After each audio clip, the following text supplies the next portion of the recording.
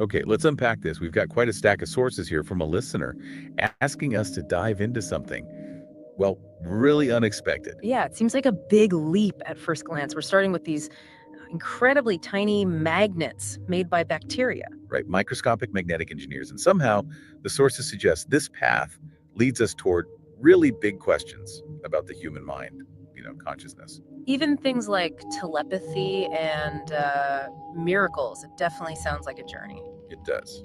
So our mission today really is to trace that connection, to pull out the key ideas from all this material, the science reviews, the transcripts on brain stuff, and unusual experiences. See what this whole concept of biological magnetic materials and how they interact with magnetic fields tells us, from the tiny scale of microbes. All the way up to us, potentially, and maybe even explain some things that, well, science usually struggles with. It's definitely a deep dive, connecting the very small to the potentially very large. All right, let's start small then, really small. These microscopic navigators the sources mentioned, magnetotactic bacteria, or MTB. Exactly. These little guys are fascinating. They perform something called biomineralization. They actually build mineral structures inside themselves. And in this case, they're building magnets. That's right, tiny intracellular nanocrystals called magnetosomes. Usually magnetite, sometimes greaseite, and each crystal is wrapped in its own membrane. Huh. And they're often arranged in a line. Yeah, typically in a chain. And that chain acts just like a tiny compass needle inside the cell. It lets them sense and align with magnetic fields. Including the Earth's magnetic field, presumably. Exactly. It helps them navigate, find their preferred environment. Okay, so what's fascinating here is these aren't just like random bits of magnetic rock, right? Biology is doing something specific. Oh, absolutely. These biogenic magnetosomes have properties that are, frankly, really hard to copy in a lab. Nature's perfected this tiny manufacturing process. Like what kind of properties? Well, for starters, they're stable single magnetic domains. That means they're permanent magnets at normal temperatures, even without an external field pushing them. They have incredible chemical purity. And maybe the most important thing, they're made in a really specific narrow size range, usually between, say, 35 and 120 nanometers. And why does that specific size matter so much? It's all about magnetic efficiency. That size range is basically the sweet spot for having the strongest possible magnetic moment as a single stable unit. Ah, okay. So if they were smaller, they'd lose their permanent magnetism, become super paramagnetic. If they were bigger, the magnetic field inside could get messy, break into multiple domains, making them less effective as a compass. Nature nailed the optimal size. Gotcha. And they also have consistent shapes. Yeah, depending on the bacterial species, they can be roughly cubic or elongated, even bullet-shaped. Very uniform. Plus, they come neatly wrapped in that phospholipid membrane. Which you said is important. It's key, because that membrane makes it much easier to attach other molecules to them, to functionalize them for different jobs. Okay, so these sound incredibly useful, like perfect little biological tools. But is it easy to make lots of them? Well, that's the catch. Compared to just synthesizing nanoparticles chemically, growing MTB on a large scale is tricky. They're quite picky. Picky owl. They need very specific conditions, particularly low oxygen levels. They're microaerophilic. So scaling up production in big bioreactors needs careful control. It's not like growing yeast or E. coli. Right, so yields might be lower, purification takes time. It can, yeah. But researchers are definitely working on it. They're optimizing bioreactors, carefully controlling oxygen, tweaking the nutrient mix, especially for certain species like Magnetospirillum that are a bit easier to handle and genetically modify. So it's challenging, but maybe not impossible to scale up. Exactly. And the source does point out that when you get it right, the process can actually be pretty green, reproducible, and potentially cost-effective. And because they have that membrane, you can stick things onto them, customize them. Precisely. That's a huge advantage. The sources mention two main approaches. One is genetic engineering. You modify the bacteria so that specific proteins on the magnetosome surface get fused to whatever molecule you want. Like the source mentioned, spider silk. Yeah, exactly. To make them maybe more biocompatible or easier to disperse. The other way is chemical. You purify the magnetosomes first, then use chemical linkers to attach molecules directly to that membrane. So you're essentially building tiny targeted magnetic beads from biological parts. Mm-hmm. Okay, we connect this to the bigger picture. What are the potential uses here? What's the key insight? Well, the potential is huge, really, stemming from that biological precision and compatibility. Major focus is obviously biomedical stuff. Like what? Targeted drug delivery is a big one. You attach a drug, say a cancer drug like doxorubicin, to the magnetosome. Then you use external magnets to guide these tiny packages right to a tumor. So the drug goes where it's needed and less where it's not, reducing side effects. That's the idea. Fewer side effects, potentially more effective treatment. They're also looking at them as contrast agents for MRI scans to get better images of tumors. Making diagnoses clearer. Right. And here's where it gets really exciting, the potential for theranostics. Therapy and diagnostics combined. Exactly. You could use the magnetosomes for detection via MRI and for treatment using something called magnetic hyperthermia. How does that work? You guide the magnetosomes to the tumor, then apply an alternating magnetic field from outside the body. This makes the magnetosomes heat up, basically cooking the cancer cells locally. Wow. Targeted heating. That sounds much less invasive than chemo or radiation. It could be, yeah, less systemic side effects. So diagnosis and therapy potentially in one package. That's powerful stuff. Definitely. What else? Well, beyond medicine, there's bioremediation, using the whole bacteria or just the magnetosomes to grab onto heavy metals like cadmium, selenium, and polluted water. Okay, because they're magnetic. You just use a big magnet to pull them, and the pollutants they've grabbed right out of the water. Makes cleanup potentially much easier and more efficient. Makes sense. The sources also mention things like cell sorting, testing food for pathogens, immobilizing enzymes for industrial uses. Yeah, the versatility comes from being able to functionalize them in so many ways, combined with their unique magnetic properties. I think the core insight from this part of the material is that nature provides this incredible way to build magnetic nanomaterials with a precision that's just super hard to achieve synthetically. And that precision unlocks all these specific applications. Right, leveraging both the magnetism and the biological compatibility. Okay, let's make a pretty big leap now. We've talked about bacteria using tiny internal magnets to sense the Earth's field. Could magnetic fields affect something as complex as the human brain? That's the million-dollar question, isn't it? It's a huge jump. And, whether humans have a conscious magnetic sense, like birds or fish, is really debated. But we know other animals are definitely affected. Oh, yeah. Birds navigate, fish, bats, their brains show responses to magnetic fields. So this raises an important question. If other species are tuned into this, are we? Maybe just in ways we don't consciously realize. How might that even work in us? Well, one idea the sources touch upon, perhaps controversially, links back to what we just discussed. Is it possible humans also have biological magnetic materials in our brains? Maybe similar magnetite crystals, perhaps concentrated somewhere like the brainstem? So the same kind of basic material as the bacteria, but maybe not organized into a compass. It's a hypothesis raised in the sources as a potential bridge. But even without that, our brain's electrical activity naturally generates its own magnetic fields. Tiny ones, but they're there, spreading out. And it's important to distinguish these fields from, say, radiation, right? Absolutely crucial. We're talking about magnetic fields, which exert a force think pulling a compass needle, not electromagnetic radiation like microwaves or radio waves, which is about transferring energy. The fields discussed here, including the Earth's and the brain's own fields, are generally very weak and considered safe. Okay, and this is where those specific magnetic stimulation experiments come in. Devices like the octopus and Shiva. Developed by researchers like Dr. Michael Persinger and Stan Koren, and elaborated on by Todd Murphy in these sources. Yeah. These devices use coils placed around the head. To do what exactly? To apply very specific, weak, but complexly patterned magnetic fields. The idea is that these patterns are designed to interact with the brain's own electrical and magnetic activity in specific ways. And they use these in experiments with, well, some pretty unusual subjects like the remote viewer Ingo Swann. That's right. Swan, who had this background, possibly linked to government programs, took part in studies. He'd try to remote view targets like photos or even people in other rooms while they applied specific magnetic signals through the coils around his head. Signals like the chirp, or one based on the amygdala's activity. Yes, those specific patterns. And the finding was that his accuracy, judged by people blind to the conditions, was significantly higher when those particular signals were active compared to when they weren't, or when other signals were used. Okay, that's intriguing. But you said there was something even more compelling. Yes, get this. They also figured out a specific magnetic signal pattern, a fractal one, that seemed to block or inhibit his remote viewing ability when it was applied. Wow. Being able to turn it on and off with specific magnetic fields? Mhm. That adds a lot of weight to the idea that the fields were actually doing something, right? Exactly. It moves beyond just correlation. If you can predictably enhance and inhibit a phenomenon with a specific physical intervention, it strongly suggests a causal link. That's a big step scientifically.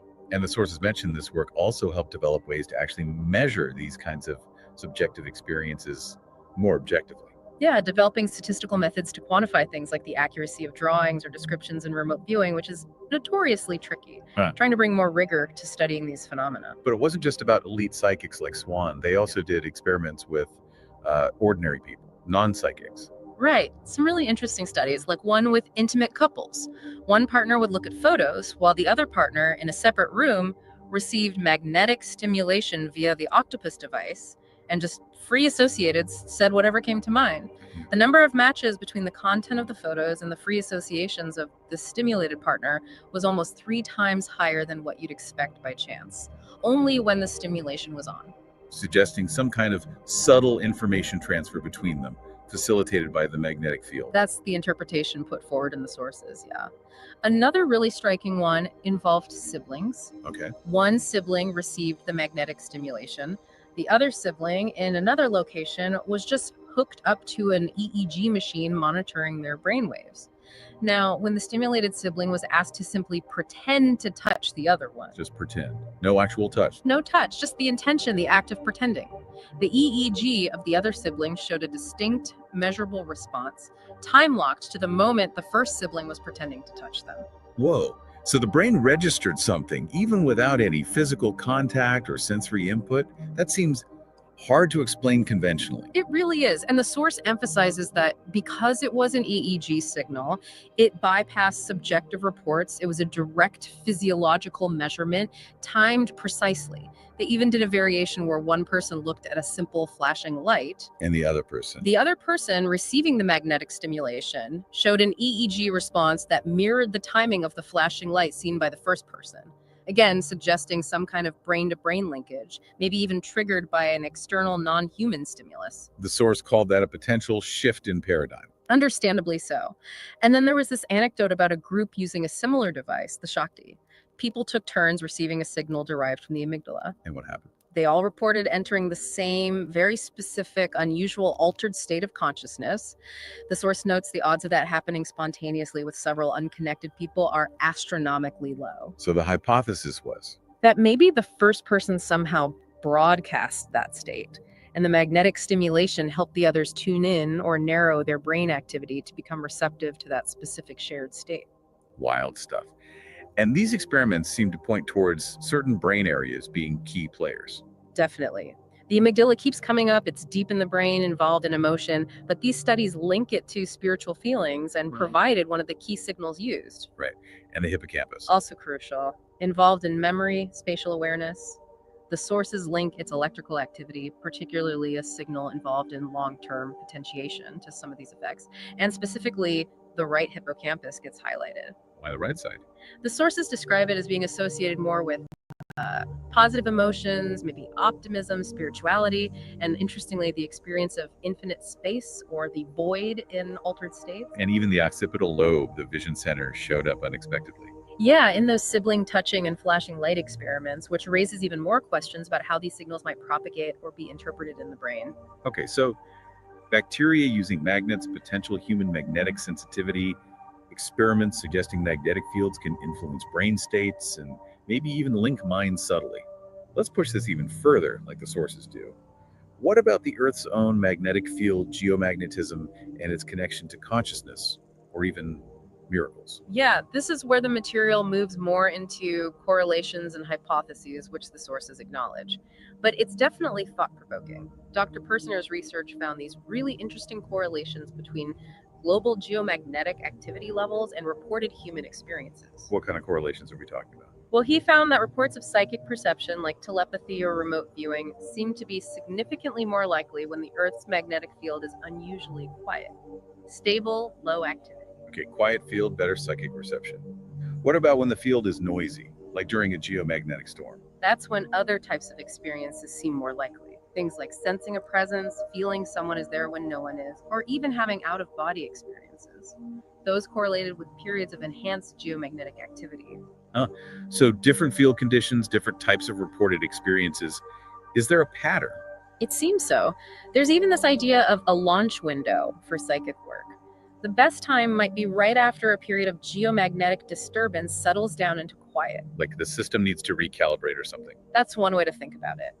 The hypothesis presented in the sources, tying back to that idea of biological magnetite in the brain, is that maybe our neural systems are kind of braced for or adapted to the usual fluctuations and forces of the geomagnetic field. So when it gets unusually quiet.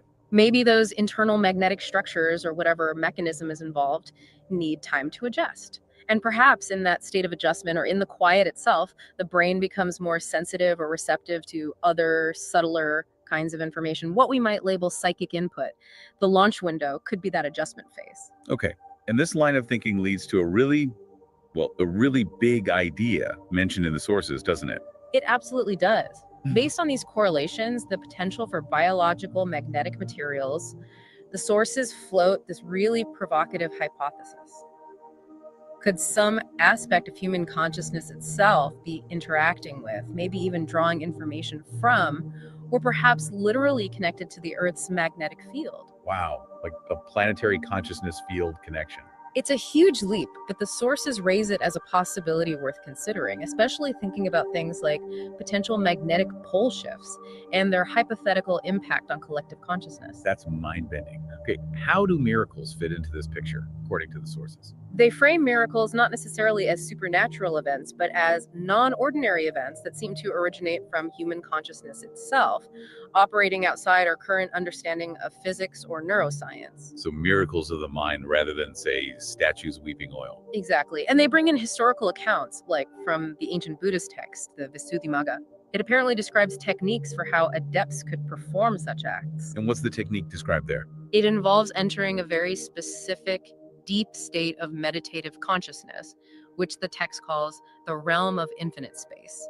The sources link this state, tentatively, back to the right hippocampus and that feeling of vastness we talked about. That experience of infinite space behind the eyes. Right.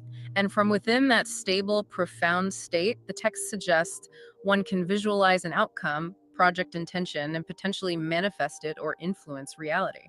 So specific brain states enabling extraordinary influence. That's the idea being explored. And this connects to a really detailed case history included in the source material involving a man named Bhagwan Das. Who worked with the Shiva device. Yes, the two-coil version.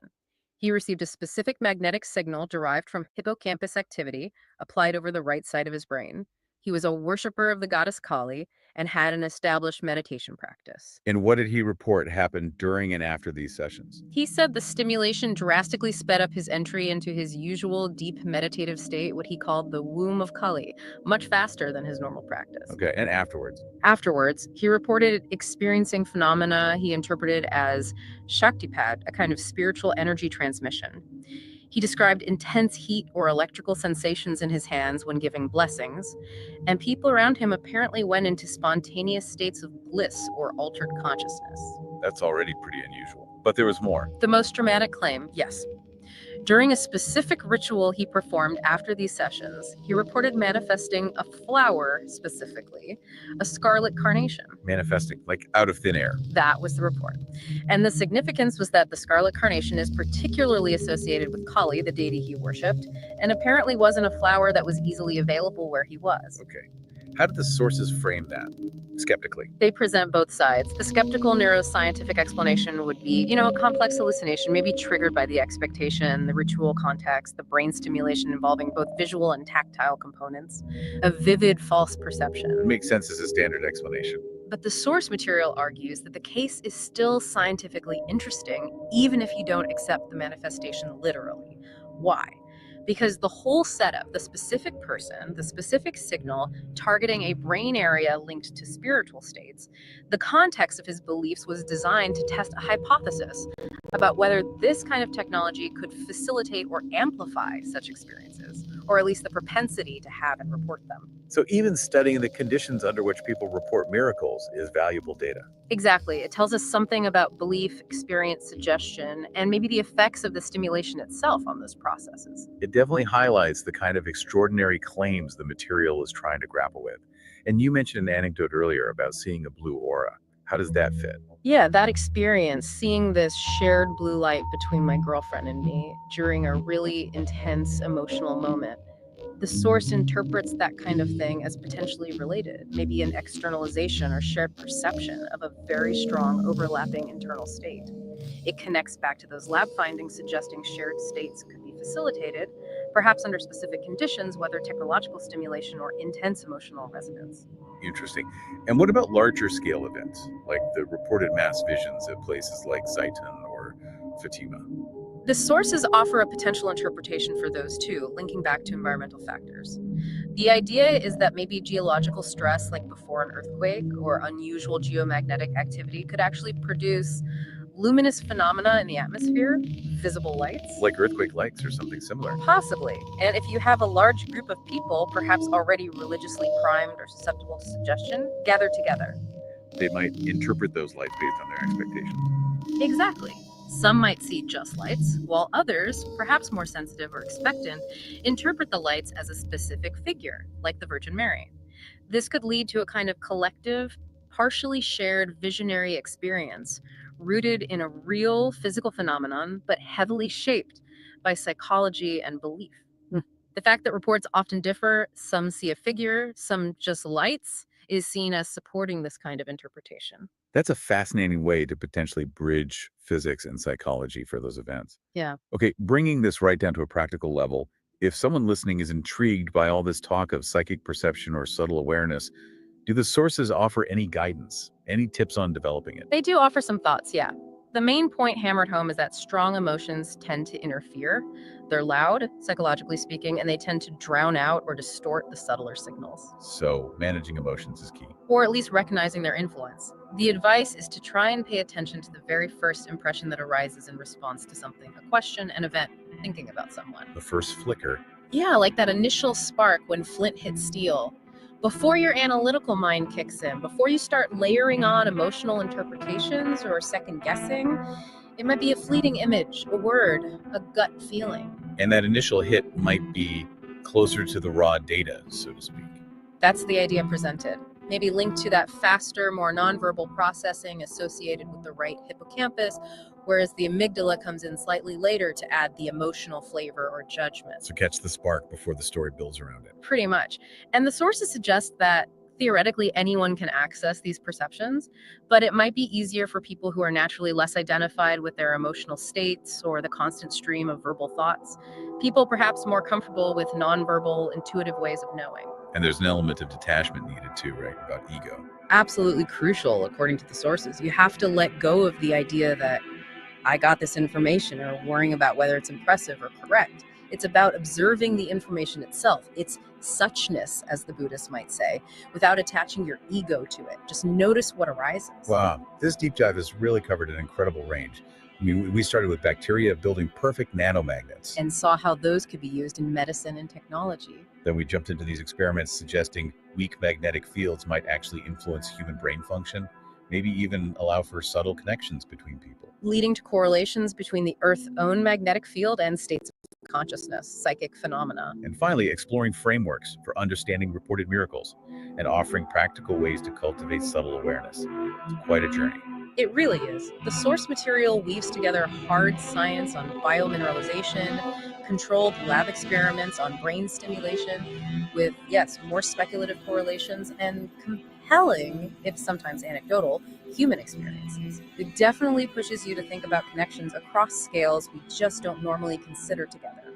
The link between biology, magnetism, consciousness, it feels vast and mostly unexplored.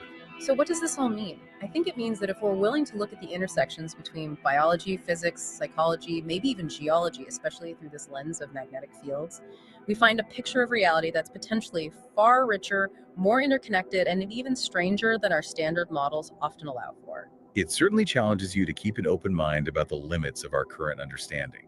And perhaps, as a final thought drawn from these sources for you listening, Consider the possibility, however strange it sounds, that your own consciousness, your own subjective experience, might not be entirely separate from the physical planet you inhabit.